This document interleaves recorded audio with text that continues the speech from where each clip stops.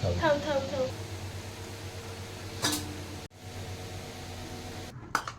Colour colour किछि दिया ही नहीं कौन वीडियो पके दिया मैंने सब पकाई ना केसर केसर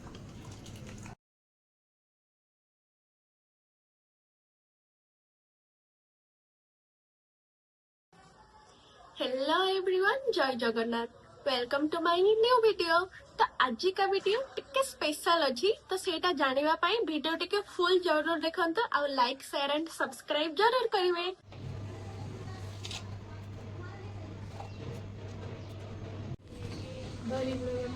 तो प्रथम आमर चिकेन को भल भाव में धोई नहीं तापर ये मैरिनेट कराऊँगी लुण हल्दी आउ टे सोरिष तेल ऐड करके।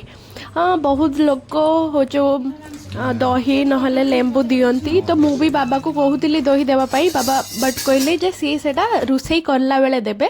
तो आमर ओनली एमती लुण हल्दी आउ सोरिष तेल देकी एबे मैरिनेट करी रखा होची।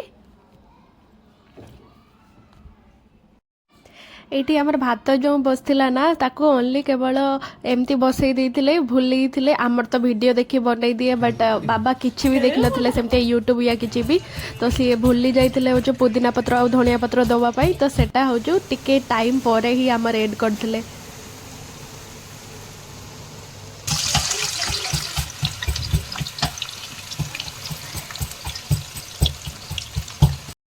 एबे आमर ब्राउन पियाज बनई सारचे तो ताको छाणी सारा पर एबे आमर चिकेन रोसईटा स्टार्ट हम।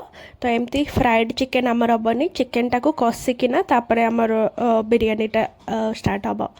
सो चिकेन रोसई पाई फास्ट हो सोरिष तेल रे टिके हो चीनी दिखाई चीनी तेल टिके कलर हम से तो तापर खड़ा गरम मसला आउ ता संगे तेजपत्र दिखाई।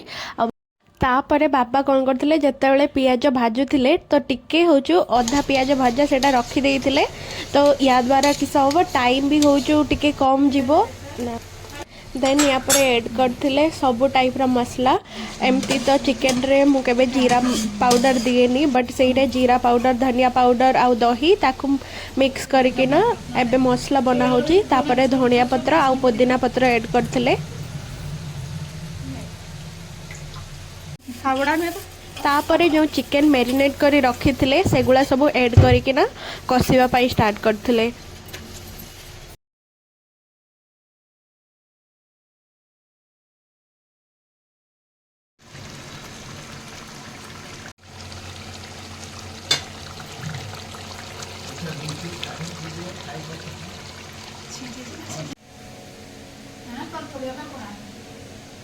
हाँ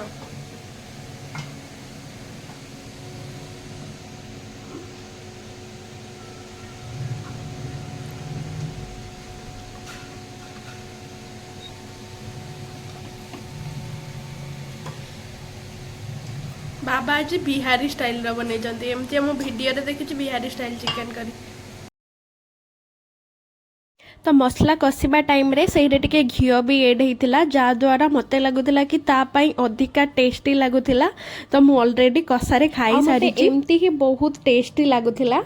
तो या पर आमर हो लेयरिंग एबे स्टार्ट होइची। लेयरिंग मीन्स आगे गोटे किछि भी बड़ एमती जिनस नहीं कि ना तो से हो फास्ट हो चिकेन गुड़ा को ऐड कर देइथिले चिकेन रखि साला परे से हो राइस को टिके टिके करिकिना रखाउतिला। तापरे एमती नॉर्मली घियो ऐड करा जाए बट जेहेतु मते घियो अधिका पसंद नुह ऑलरेडी चिकेन रे आमर घियो दिया हितला सेति पई नेक्स्ट हो पुणी राइस रे आ घियो दिया हि नथिला।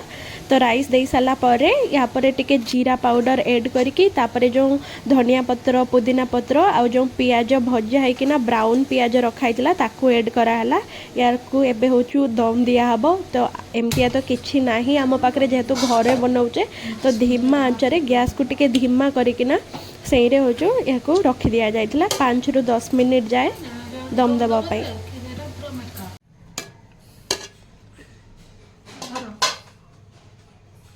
तो तो फाइनाली आमर बिरयानी रेडी होईची आपण माने देखि पारथुबे केते टेस्टी देखा जाउची। तो बिरयानी काटिबा भी वन टाइप ऑफ टेक्निक। सो बाबा ही काढ़ी किना दउचंती। तो एटी माँ कहूची जे सबुरे होचो एमती नॉर्मली बिरयानी रे टिके हल्दिया हल्दिया देखा जाय सेटा कोन हल्दी दिया जाय कि बट मु कहली ना सेटा होचो से माने केसर ओरका दिगंती बट आम पाखरे सेटा नथिला। तो आमर जेहेतु घरे केमती टेस्टी आउ नॉर्मली जहाँ घरे जिनस अच्छी से ही केमती आमर बिरयानी बनई पारिबा सेटा थिला आमर एमती बनौचे। बिरयानी हम आउ रायता हेनी सेटा केवे हो पारनी। तो रायता पाई भी मुझे पियाज गाजर सब काटिकिना दही सांगे मिसई ताकू हूँ जीरा और कंचा लंका दे छुंक दे देइथिली। तो सेटा भी आज बहुत टेस्टी थिला। तो आपण मैंने देखि पारथिबे आलू केते भल किना सिझिची आउ चिकेन केते जूसी देखा जाउची। ताको एमती हाथ रे देला माने से भांगी जाउथला आ बहुत ही टेस्टी थिला आ बहुत भल भाबरे भी सिझिथिला। मु तो आपण मानकु कहबी आपण माने भी घरे एई रेसिपी थरे जरूर ट्राई करंतु काहे ना ओनली केवल घरे जहाँ जिनस अछि सेही रे ही हेजिवो। तो आपण माने थरे ट्राई करंतु आउ कमेंट रे जरूर कहबे।